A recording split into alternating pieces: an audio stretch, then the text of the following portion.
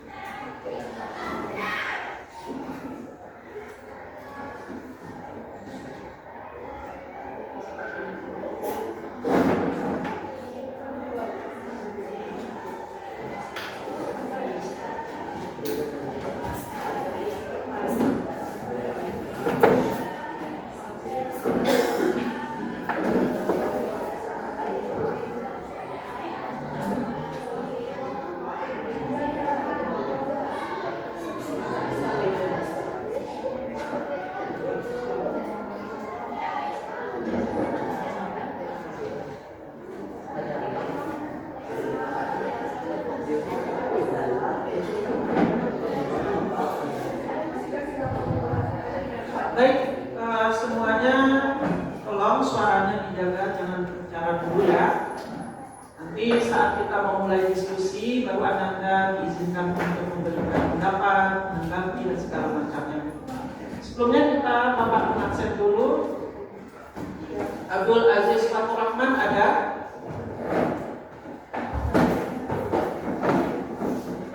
Akila Aziza, Amelia Kirana Putri, Akila Husna Zafira, Atikah Rafilah Kabra, Cerza Kesa Suryadi, Dafa Defender, Dara Khairunisa, Fadil Hidayat, Fairuz Rahman, Auza Malyuna, Gilang Pratama, Habib Abius Hakim, Haidar Almair Jamil, Elwa Amura, Hussein Al-Fatih Umasa, Ibrahim Abdul Halim, Iqbal Hazim, Istifatur Rahman Kenza, Hamza Ramadhani, Latifah Alia Hidayat, mana? Latifah Larasati Rubi, Muhammad Lutfi Ferdi Hawari, Naila Alifatia Linos,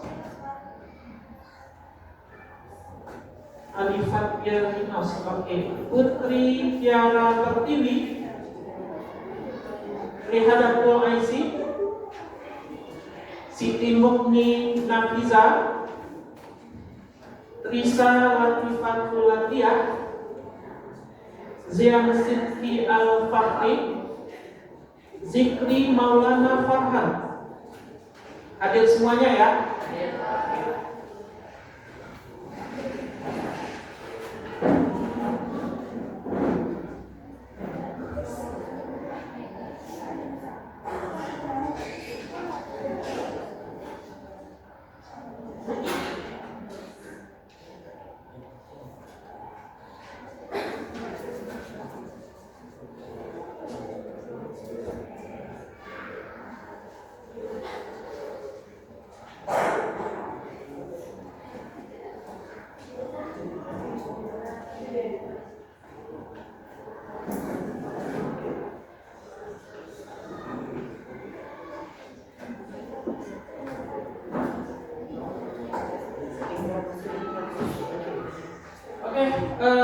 Jaringan kurang baik, jadi tidak bisa full layar.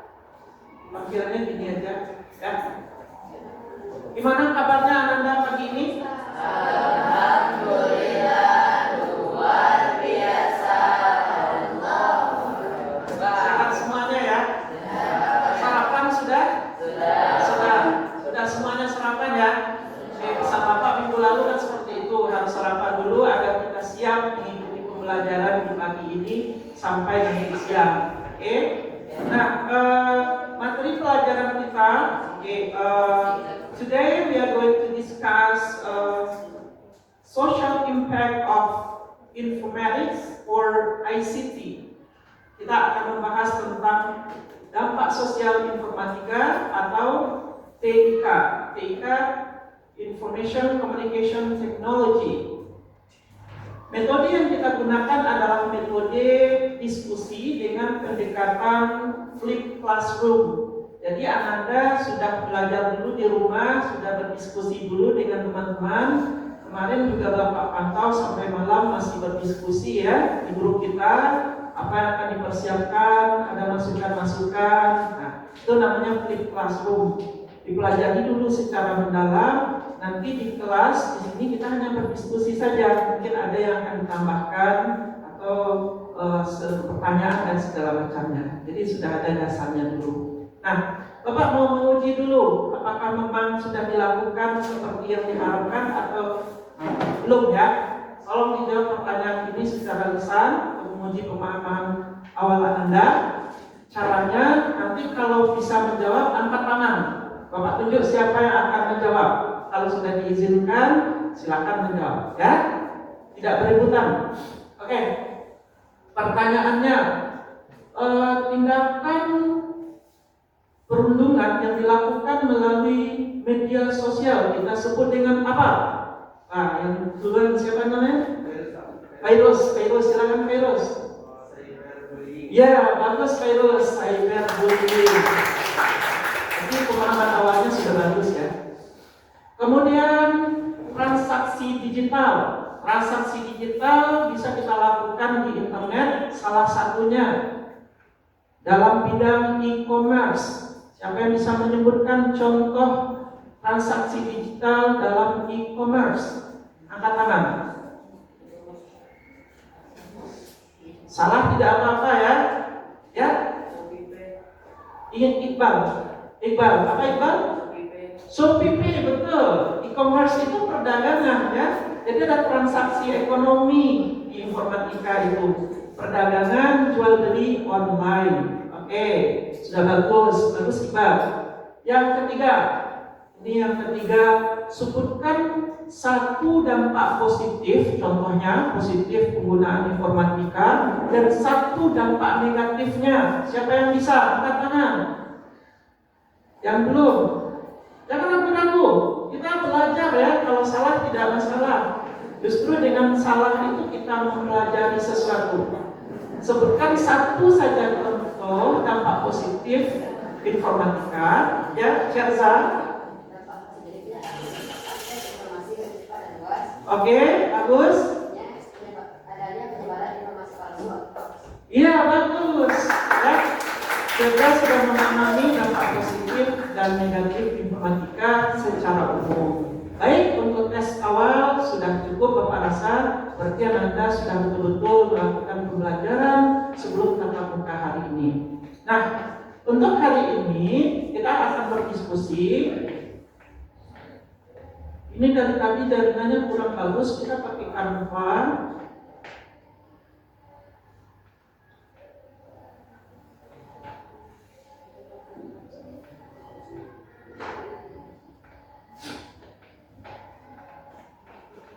Bapak ingin menyampaikan tujuan pembelajaran. Ya, ini ya. Nah, sebelum kita masuk ke materi kita dengan diskusi kita harus tahu dahulu apa tujuan pembelajaran kita. Setidaknya ada 4 tujuan yang harus kita capai pada hari ini.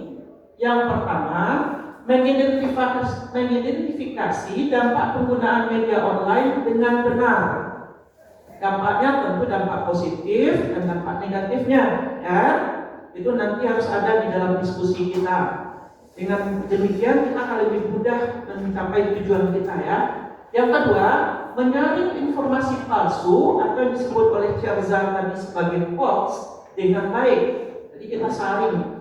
Yang kemudian, menjelaskan prinsip transaksi digital di era kekinian dengan baik. Itu kelompok tertentu yang menjelaskannya nanti. Kemudian menghindari tindakan cyberbullying di era digital dengan baik. Itulah tujuan pembelajaran kita hari ini.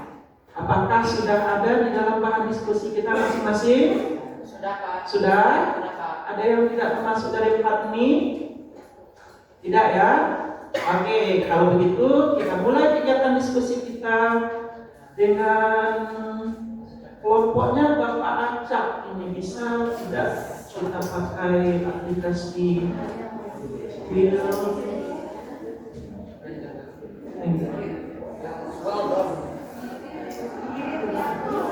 Sebentar ya.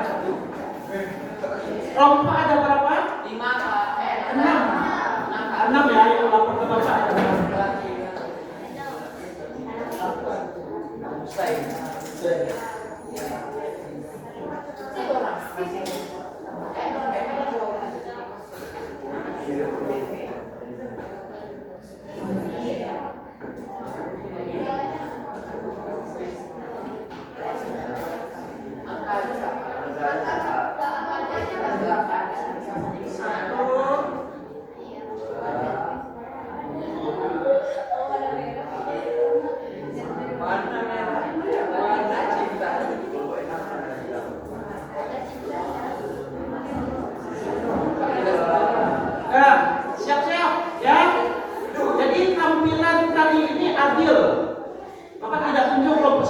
Tentu tidak. Kita gunakan ini aplikasi Wheel of Names. Look here.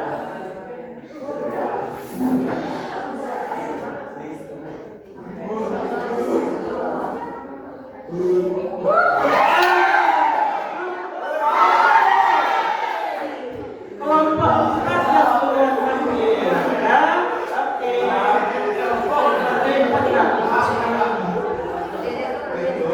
Silakan bersiap-siap anggota kelompok 4. Kelompok 4 mengirim ke Bapak atau di mana kemarin? Di grup ada? Bapak buka dulu grupnya ya.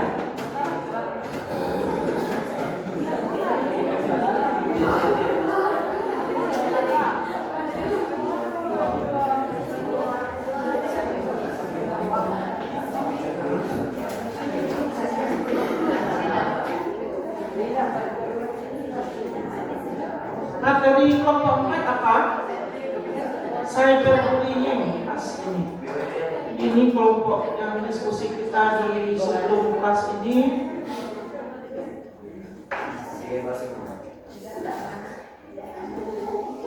Jadi nanti saat kelompok 4 mulai tampil, kita menyimak dengan baik. Itu sikap kita menghargai teman yang tampil, orang yang berbicara di depan ya. Jangan ada yang ngobrol.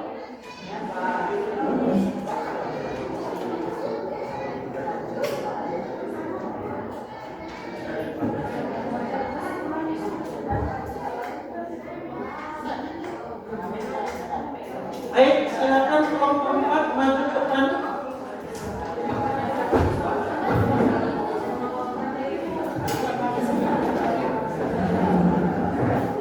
Kursinya hanya 3, jadi dibawa ke depan 2 lagi orang lainnya. Di sini, yang putri. Di sini.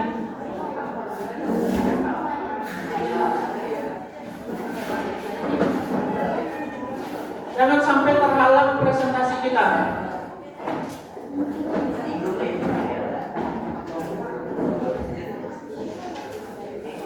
Moderatornya siapa? Moderator nanti membuat caranya. Iya, yang menjelaskan siapa? Bisa.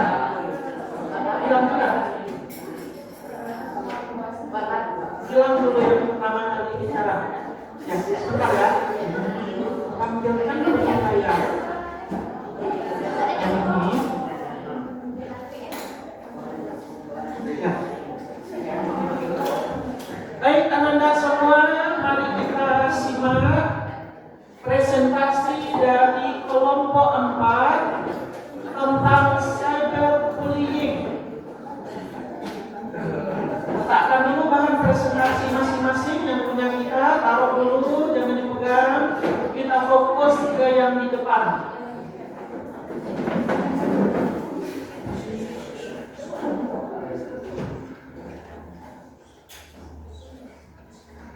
Silakan bilang. Assalamualaikum warahmatullahi wabarakatuh. Waalaikumsalam warahmatullahi wabarakatuh. Perkenalkan, kami dari kelompok 4 yang akan menyampaikan materi informatika tentang dampak sosial informatika, yaitu cyberbullying di era digital. Ya, dari nama silakan. Anggota kelompok, saya Gilang Pratama. Saya Siti Warna. Saya PKB Sakti.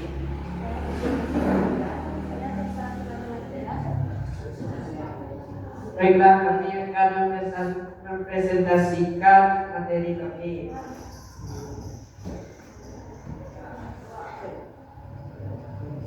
Pendahuluan, dampak sosial informatika dalam konteks cyberbullying di era digital sangat luas dan kompleks. Informatika telah membawa banyak kemudahan dan manfaat dalam berbagai aspek kehidupan, namun juga membawa risiko dan dampak negatif, terutama dalam bentuk cyberbullying. Cyberbullying adalah tindakan mengancam, melecehkan, atau mengintimidasi seseorang melalui media digital, seperti internet, media sosial, atau pesan teks.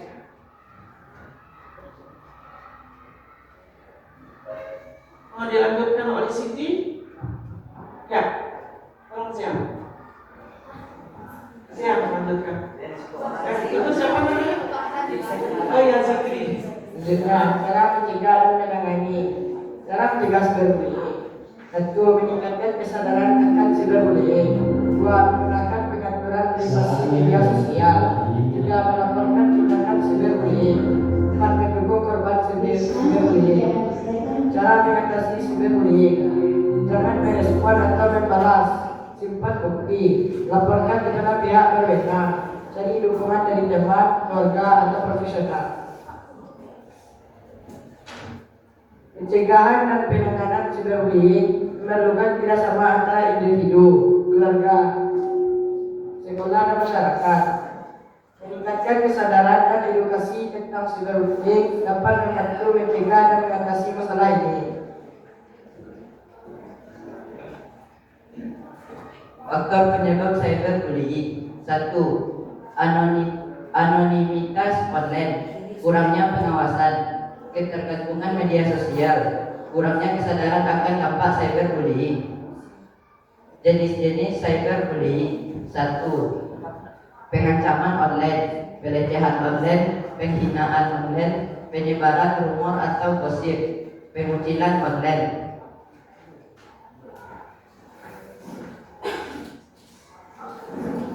Dampak cyberbullying secara psikologis adalah stres dan kecemasan berkepanjangan, depresi dan perasaan sedih yang mendalam, cenderungan untuk merasa tidak dihargai atau tidak dicintai. Dampak sosialnya adalah isolasi dan kesulitan interaksi, penurunan harga dan kepercayaan diri, kesulitan membangun hubungan yang sehat dengan orang lain. Serta dampak akademisnya yaitu penurunan prestasi karena stres dan kecemasan, kesulitan fokus dan memotivasi diri untuk belajar, serta risiko putus sekolah atau meninggalkan pendidikan. Jadi teman-teman, kami mempunyai contoh kasus yaitu kami adalah seorang siswa SMA yang berusia 17 tahun. Ia adalah seorang anak yang cerdas dan memiliki minat besar dalam bidang teknologi. Namun suatu hari kami mengalami sesuatu yang sangat tidak menyenangkan. Kami memiliki akun media sosial yang ia gunakan untuk berbagi informasi dan berdiskusi dengan teman-temannya tentang teknologi. Namun tanpa sepengetahuannya, salah satu teman sekelasnya bernama Reno membuat postingan yang berisi ejekan dan hinaan kepada kami. Reno menuliskan bahwa kami adalah seorang nerd yang tidak memiliki kehidupan sosial dan hanya tahu tentang komputer. Postingan itu kemudian dibaca oleh banyak teman-teman sekelas kami dan mereka mulai meninggalkan kami. Kami merasa sangat sedih dan terluka ketika ia melihat postingan itu. Ia merasa bahwa semua teman-temannya tidak menyukainya karena ia memiliki minat yang berbeda. Ia mulai menghindari media sosial dan tidak ingin pergi ke sekolah. Kami merasa bahwa ia tidak bisa berbicara dengan siapapun tentang masalah ini. Ia merasa malu dan tidak tahu bagaimana cara mengatasi perasaan sedihnya. Jadi teman-teman, ada yang tahu cara mengatasinya? Baik, silakan ditanggapi. Ada pertanyaan, ada kasus yang disampaikan oleh Tisa, kasus Yamin yang mengalami cyberbullying. Bisa diulangi lagi pertanyaannya, Tisa? Cara kami mengatasi cyberbullying yang ia dapat. Ya, silakan. Siapa yang mau menjawab?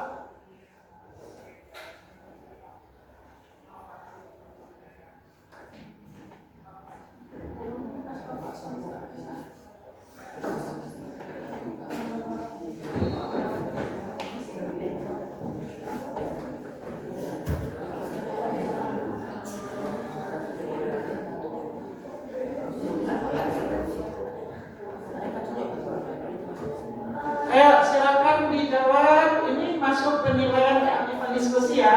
Sampaikan nama dan kelompok mana ya. Silakan. Ya. Assalamualaikum warahmatullahi wabarakatuh. Waalaikumsalam. Perkenalkan, saya Akila Aziza dari kelompok 2. Menurut saya seharusnya dia berkonsultasi kepada guru BK atau lebih berani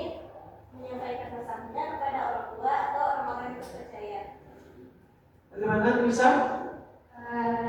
Makasih Akila. Jawaban dari Akila betul Pak. Bagus ya.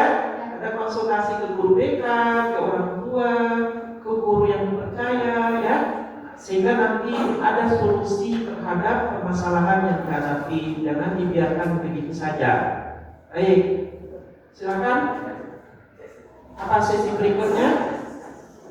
Apakah ada dari anggota kelompok yang akan bertanya atau memberi pertanyaan lagi seperti yang dilakukan Risa? Kalau tidak, kita beri kesempatan kepada anggota kelompok lain menanggapi atau bertanya, ya. Jadi untuk di depan siapkan, nanti kalau ada teman yang bertanya dijawab, kalau ada yang beri masukan juga diberikan ulasan. Silakan kalau ada yang akan bertanya. Tadi kelompok 2 sudah ada catatan positifnya di sini yang diwakili oleh Akila. Dari yang sudah dipaparkan oleh temannya yang di depan tentang cyberbullying, apakah ada yang akan ditanyakan supaya pemahaman kita lebih mendalam, atau ada yang ingin ditambahkan? Silakan. Siapa?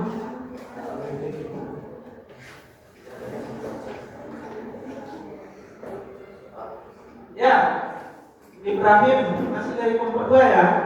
Assalamualaikum warahmatullahi wabarakatuh. Waalaikumsalam. Perkenalkan, saya Ibrahim Abdul Halim dari kelompok 2. Pertanyaan saya adalah bagaimana cara mencegah cyberbullying? Silakan dicatat. Catat dulu.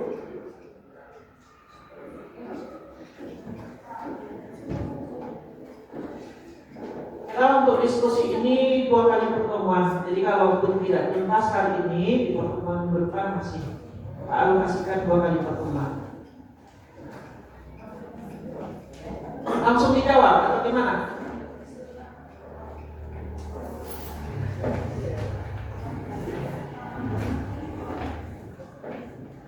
Silakan Sikri, langsung dijawab. Baik, silakan menjawab pertanyaan dari Ibrahim Ibrahim. Cara mencegah dan menangani cyberbullying itu meningkatkan kesadaran akan cyberbullying, menggunakan pengaturan privasi media sosial, melaporkan cyberbullying serta mendukung korban. Bagaimana Ibrahim? Sudah paham? Ya, tadi katanya privacy itu perlu dijaga. Jangan kita beberkan apa saja di medsos. Yang pribadi-pribadi kita jangan. Nah, nanti kalau kita beberkan urusan pribadi kita di medsos, kita akan memancing orang melakukan cyberbullying. Kita sendiri yang terbully, ya. Nah, masih banyak sebetulnya langkah-langkah yang harus dilakukan untuk mencegah dan menanggulangi cyberbullying. Tadi sudah dipaparkan sebetulnya oleh kelompok 4. Any more question?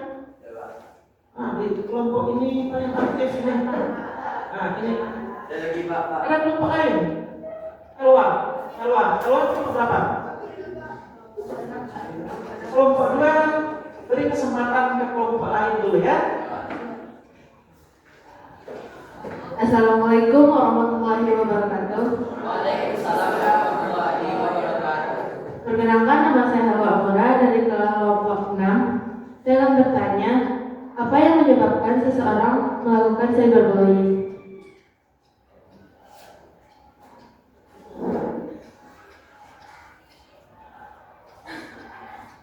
Kelompok 4.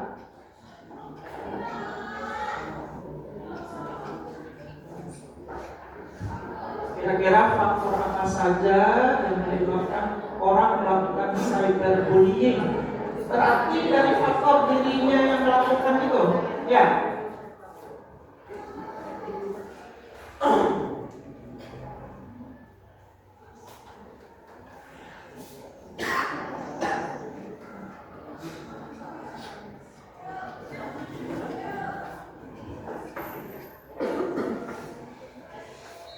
Saya akan menjawab pertanyaan dari Hewa. Penyebab cyberbullying yaitu anonimitas online, kurangnya pengawasan, ketergantungan media sosial, kurangnya kesadaran akan dampak cyberbullying. Bagaimana Herwa? Sudah paham? Bapak ingin bertanya, anonim itu apa maksudnya? Identitasnya tidak diketahui. Identitas tidak diketahui. Misalnya Fakir membuat nama samaran, begitu? Ya. Jadi itu menjadi faktor penyebab adanya cyberbullying. Dia melakukan cyberbullying. Ya, mungkin bisa Bapak tambahkan di sini ya, boleh ya ditambahkan. Mungkin dari faktor sendiri, faktor psikologisnya pembuli itu, dia ada masalah pribadi di rumah dengan orang tua mungkin, sehingga dia membiaskan kepada teman atau orang-orang yang ada di internet, atau memang sudah sifatnya seperti itu, sehingga dia membuat anonim gitu ya, nama samaran, nanti dia menyerang ke sana ke sini. Tuh salah satunya faktor psikologis orangnya.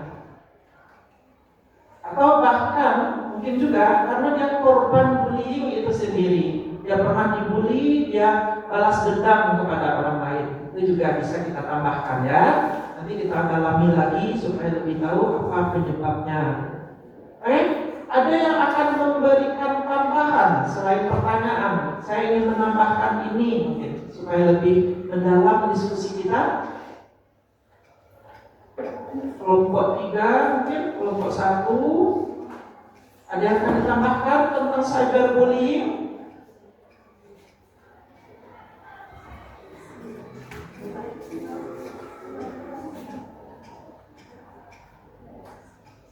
Ada? Mau nambahkan? Ya.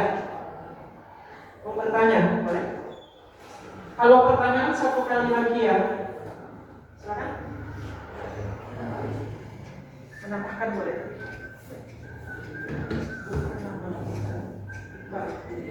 Ya, berdiri. Perkenalkan, nama saya Iqbal Hazim dari kelompok 3. Jadi saya akan menambahkan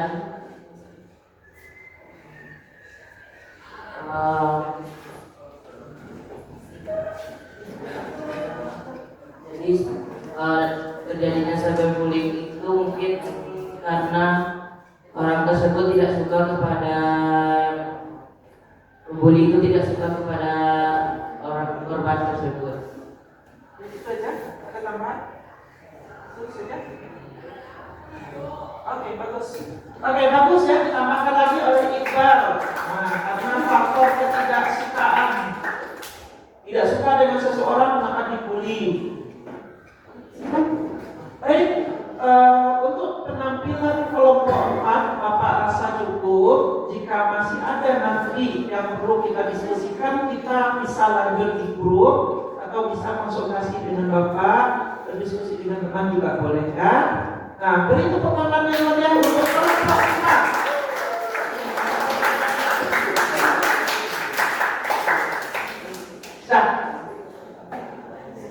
Silakan ditutup dulu. Mau tutup. Sekian presentasi dari kelompok kami. Jika ada kesalahan mohon dimaafkan. Wabillahi taufiq wal hidayah. Wassalamualaikum warahmatullahi wabarakatuh. Waalaikumsalam warahmatullahi wabarakatuh.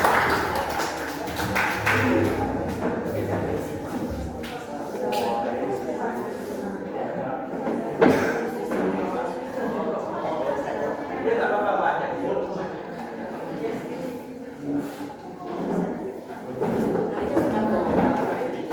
Selanjutnya minimal 2 kelompok kali ya.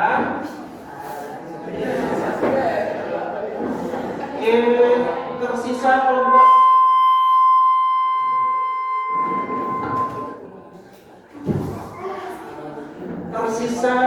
ini kelompok 1, 2, 3, 5, 6. Kita undi. Ini bukan mengundi nasib ya. Ya.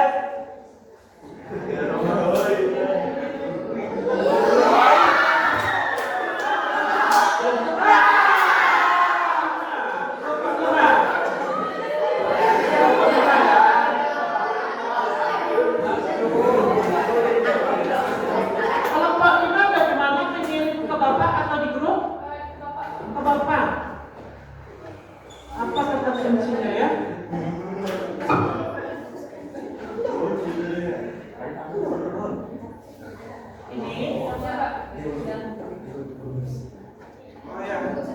yang udah beri jempol ya.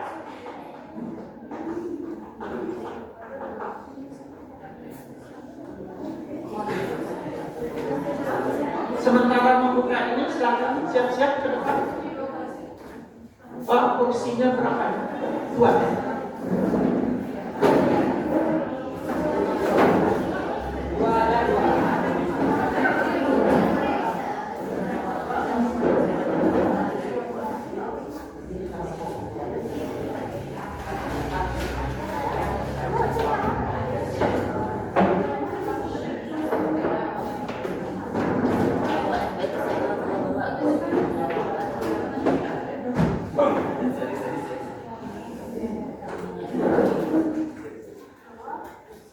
Ini agak lambat karena faktor gedung ya. Kalau dihalangi gedung bertingkat seperti ini silakan.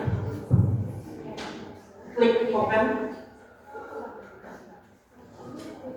Bahannya PDF.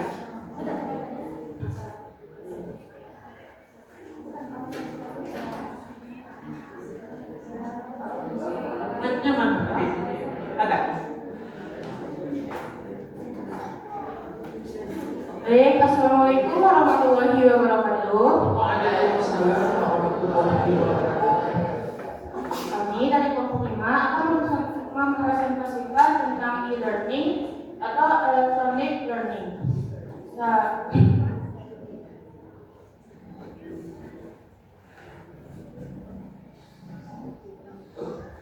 nama-nama anggotanya yaitu saya Putri Pertiwi.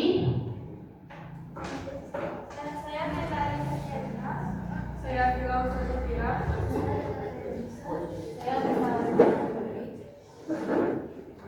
Kami akan masuk ke pendahuluan langsung mengenai pengertian umum. Pengertian umumnya itu pembelajaran berbasis teknologi digital dilakukan melalui internet menggunakan perangkat seperti HP, laptop, atau komputer. Jadi, e-learning atau electronic learning ini adalah proses pembelajaran yang menggunakan teknologi elektronik dan internet sebagai media utama untuk menyampaikan pembelajaran.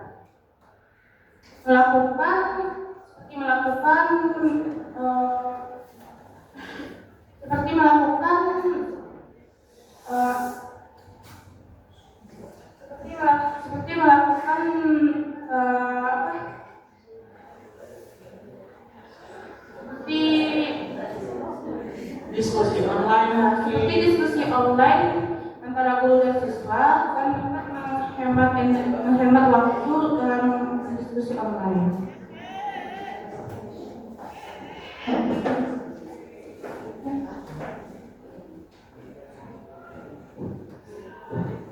Selanjutnya kita masuk ke tujuan e-learningnya. Jadi tujuan e-learning yang pertama yaitu menyediakan sumber belajar tanpa batas. Artinya siswa itu dapat mencari informasi atau dapat mengakses informasi tanpa adanya batas waktu ataupun di mana saja. Yang kedua, dapat mempermudah akses belajar karena cukup dengan perangkat seperti handphone atau laptop, kita sudah bisa belajar tanpa harus datang ke sekolah. Dan yang ketiga, meningkatkan efisiensi waktu karena belajar bisa dilakukan dengan lebih cepat dan praktis.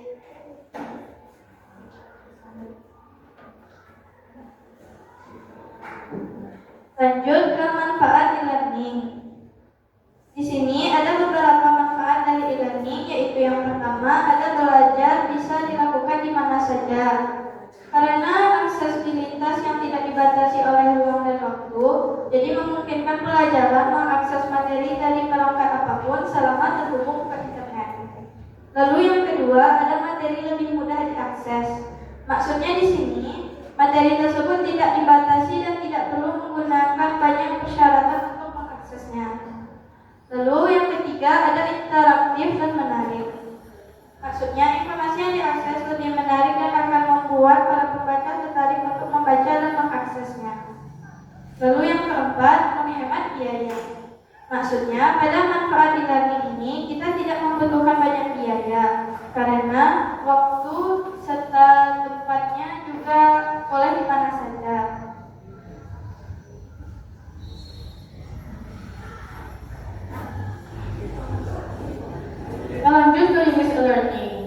satu secara langsung.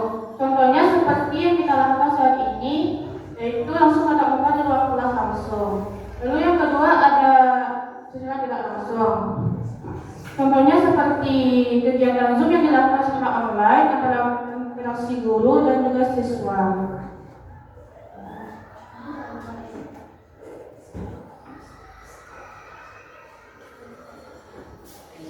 Contoh platformnya seperti Google Classroom, Edmodo, Zenius, Zoom, Ruang Guru, dan Duolingo.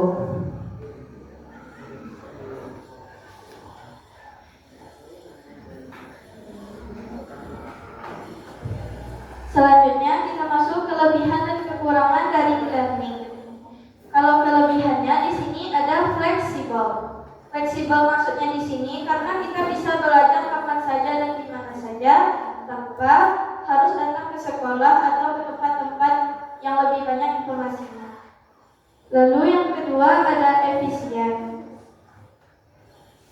Karena tidak memerlukan banyak kertas, waktu, dan biaya transportasi, jadi lebih efisien untuk belajar di mana saja. Lalu lanjut ke modern.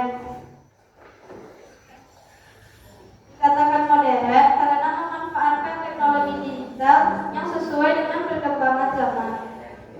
Lalu lanjut kepada kekurangan dari e-learning. Yang pertama yaitu membutuhkan internet. Jadi kekurangannya jika misalkan internet atau jaringannya itu terganggu, maka bisa pembelajaran juga terganggu. Lalu lanjut, bisa dibikin bosan. Karena kadang saat kita melihat di terlalu lama di layar, pasti kita akan merasa lebih capek karena gak ada hal-hal lain yang dapat membuat kita lebih bersemangat dalam belajar. Lalu yang ketiga, kurang interaksi langsung. Maksudnya di sini karena kita bisa mengakses di mana saja dan kapan saja, jadi kita bisa kurang berinteraksi kepada guru atau siswa-siswa lain untuk berdiskusi.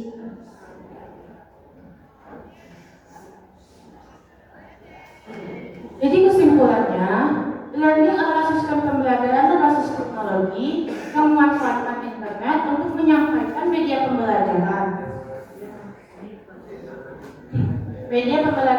dan berinteraksi secara online.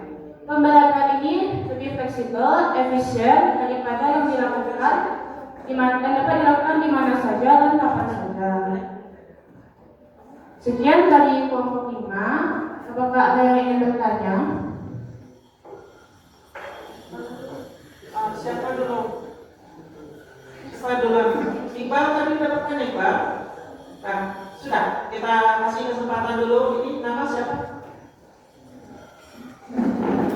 Perkenalkan, nama saya Rihana Laisi dari kelompok 3. Saya ingin bertanya, bagaimana e-learning bisa membantu proses belajar-mengajar? Baik, pertanyaan yang bagus. Yang ingin meminta contoh nyata bagaimana proses kegiatan belajar mengajar ini menerapkan e-learning, ya. Kita tambah pertanyaan yang lain dulu, nanti sekalian dijawab saja ya. Masih kelompok yang sama, Ibrahim ya. Kelompok yang lain dulu.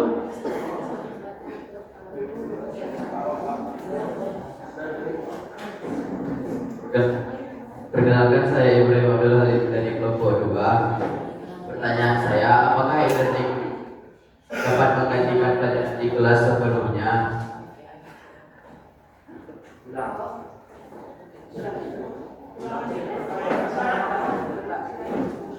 Apakah e-learning dapat menggantikan pembelajaran tatap muka di kelas seperti biasa?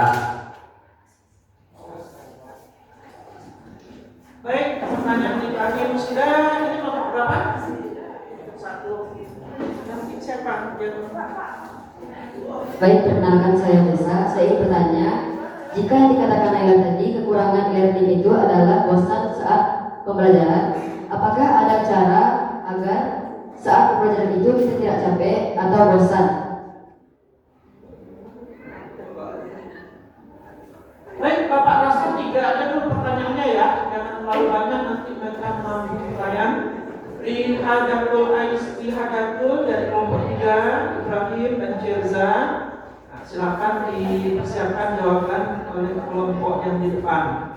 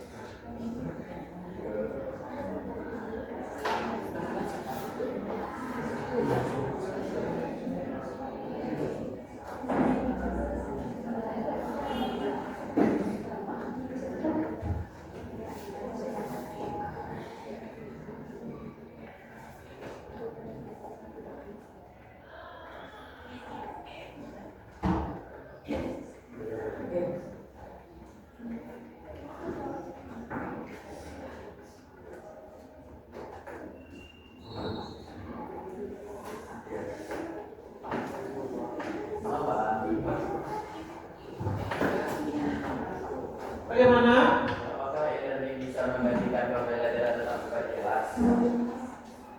Itu maksud Ibrahim, apakah bisa full e-learning? Tidak ada lagi tatap muka. Di rumah aja masing-masing seperti zaman COVID.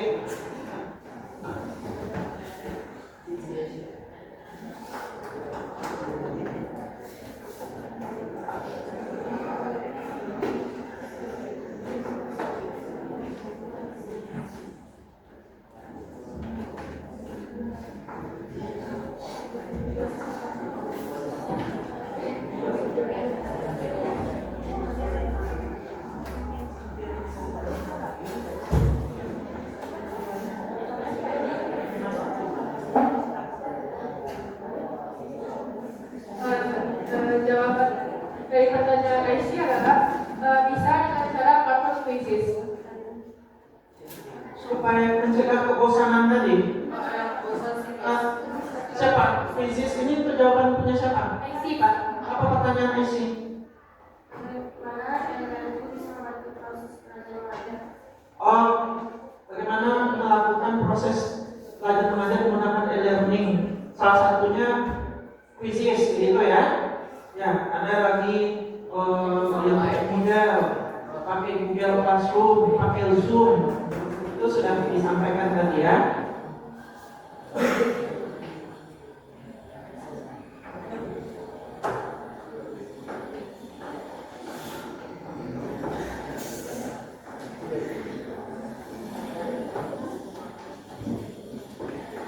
Baik, saya akan menjawab pertanyaan dari Ibrahim Abdul Halim. Jawabannya tidak, karena jika ada terjadinya kelemahan internet, pelajaran dapat terganggu. Oke, itu pendapat dari kelompok 5 ya. Makanya tidak bisa digantikan secara full karena kita bergantung pada internet. Pertanyaan berikutnya.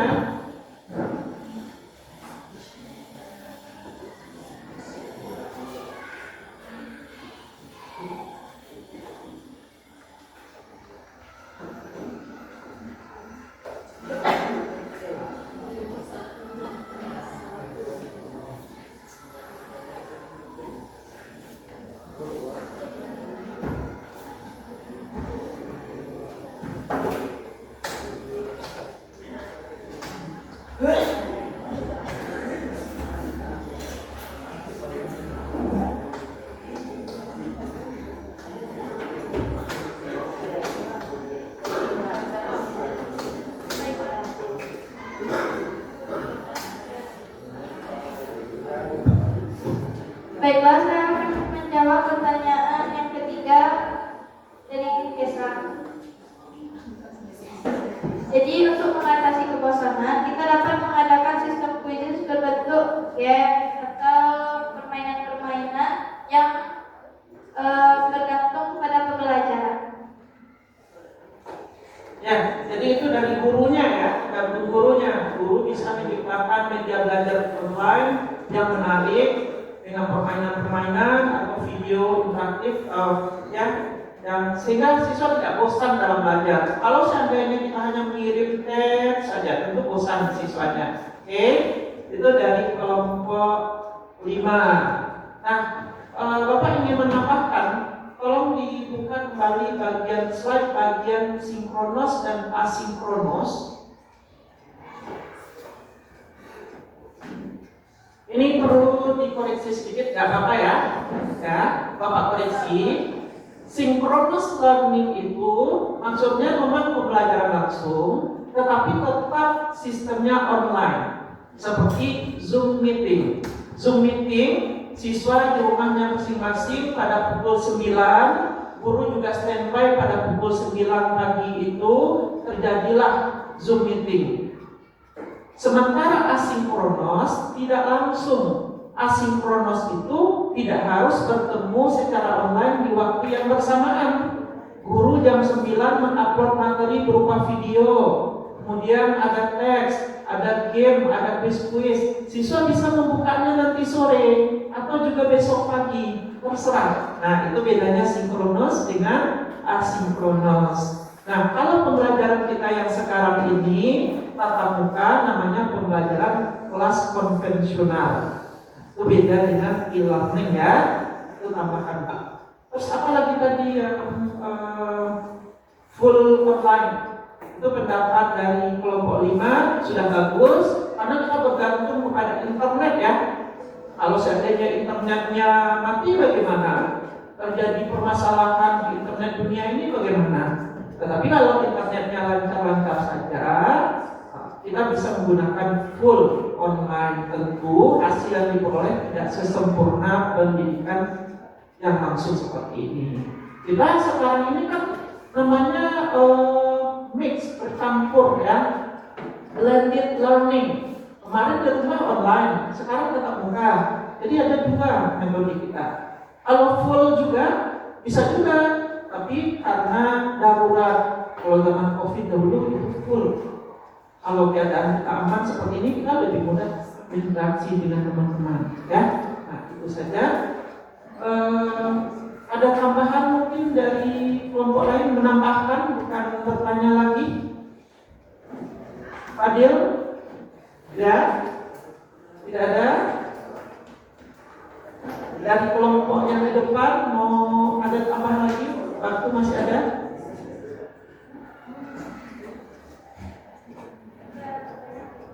Sudah, kesimpulan sudah tadi, sudah ya.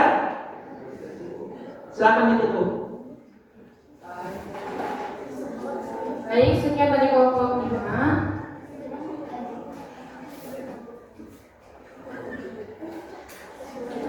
Jika ada kesalahan dalam penyampaian, kami mohon maaf. Wassalamualaikum warahmatullahi wabarakatuh. Waalaikumsalam warahmatullahi wabarakatuh. Tepuk tangan untuk kelompok 5.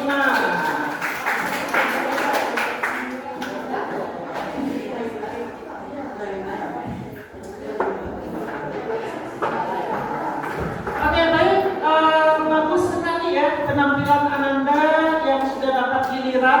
Jadi minggu depan tinggal ini yang harus kita uji lagi minggu depan. Cuma waktu kita atur, kita lebih cepat lagi nanti. Mungkin siang sorenya bisa kita atur kursi, atau di kelas kita bawa proyektor ke kelas, tidak apa-apa ya.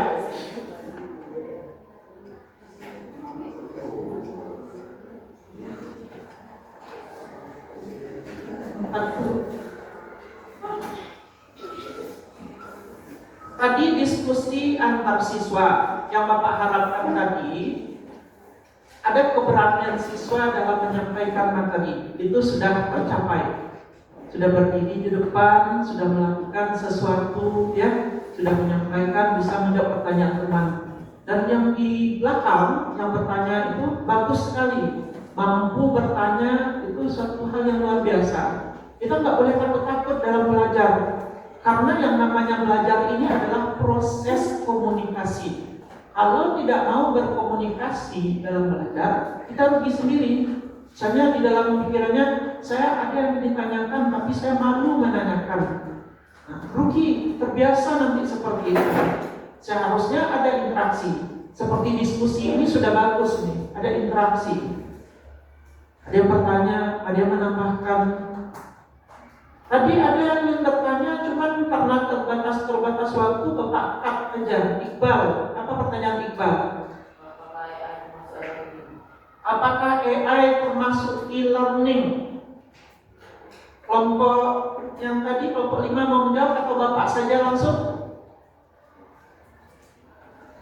Bapak saja? Mau menjawab? Bapak saja ya? Oke, hemat waktu aja itu maksudnya. AI, Artificial Intelligence, kecerdasan buatan itu sejenis aplikasi yang bisa juga kita gunakan dalam e-learning. Sebenarnya kalau e-learning itu ada platformnya, ada media, dibuatlah sebuah website. Kalau madrasah kita itu punya ya e-learning MSN1. Di sana diuploadlah video, buku atau modul-modul online, soal-soal dan segala macamnya. Nah, AI itu bisa kita gunakan sebagai alat bantu kita dengan beberapa persyaratan. Gunakan AI sebagai guru pendamping, bukan untuk menjawab pertanyaan soal-soal KPM. Misalnya, kita ingin menjawab soal tentang sejarah informatika. Jangan tanyakan langsung. Jelaskan sejarah informatika dari awal sampai akhir. Dan begitu, ya. Coba bertanya dulu. Atau sampaikan dulu, menurut saya informatika mulai berkembang pada tahun sekian. Apakah pendapat saya sudah benar? Nanti akan dijawab oleh AI. Tidak benar, informatika tahun sekian. Jadi ada interaksi. Kalau Anda melakukan interaksi semacam itu, maka sudah bisa dikatakan AI sebagai alat bantu e-learning. Tapi kalau hanya untuk copy paste jawaban KBM, tidak bisa dikatakan sebagai e-learning. Justru menjadi pembodohan. Itu termasuk dampak negatifnya, ya. Di bahasa Inggris juga. Di bahasa Inggris kita bisa, saya akan membuat karangan, kirim ke AI itu. Nanti minta AI menanggapi. Nanti kita koreksi. Bisa belajar dengan AI seperti ke guru. Tapi kalau kita minta, tolong buatkan karangan, kita ambil, itu bukan e-learning. Itu pembodohan untuk diri sendiri. Dan kita harus pandai menyaring, memilah dan memilih informasi dan cara kita berinteraksi di media internet ataupun sosial media.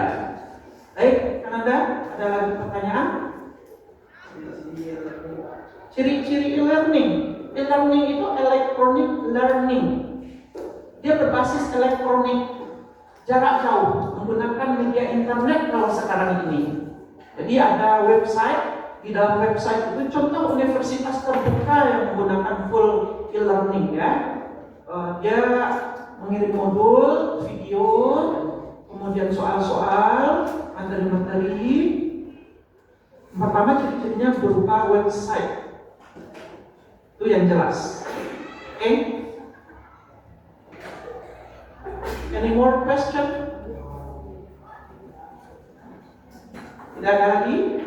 Baik, untuk minggu depan kita lanjut materi diskusi kita untuk beberapa kelompok lagi. Nah, sekarang kita refleksi. Bagaimana menurut Anda pembelajaran hari ini? Apakah ada hal baru yang didapatkan atau tidak? Apakah cukup menyenangkan? Ya. Daripada kita teori saja, Bapak yang menjelaskan mana yang lebih bagus diskusi seperti ini? Diskusi. Ya, diskusi yang student center itu ya seperti ini. Itu ya. Kemudian Bapak kira cukup karena waktu kita sudah habis. Kita akhiri dengan mengucapkan hamdalah.